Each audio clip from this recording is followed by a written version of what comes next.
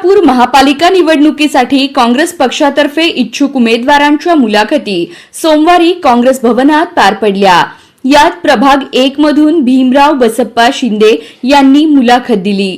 यावेळी खासदार प्रणितीताई शिंदे, शहराध्यक्ष चेतन नरोटे, माजी आमदार विश्वनाथ चाकोते व प्रकाश यलगुलवार, उदय चाकोते, संजय हेमगड्डी आदी नेते मंडळी उपस्थित होती।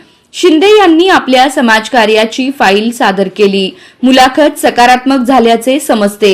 प्रभाग 1 मधून नगरसेवक पदासाठी काँग्रेसने संधी दिल्यास त्याचे सोने करू असा ठाम विश्वास इच्छुक उमेदवार भीमराव शिंदे यांनी बोलून दाखविला।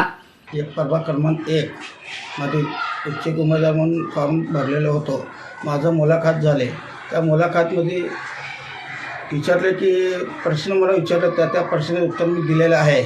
जे काँग्रेस पक्षाने जर मला तिकीट दिले तर मी काँग्रेस पक्ष वार्डातले 4 नगरसेवकांचा प्रयत्न करतो आणि वार्डातलं सोनं करून दाखवतो आणि ह्या सोनं करून दाखवतो आणि ही काँग्रेस पक्षाचे महापौर असेल हे माझी गाव देतो आणि महापौर आम्ही करून दाखवणारच महापालिकामध्ये।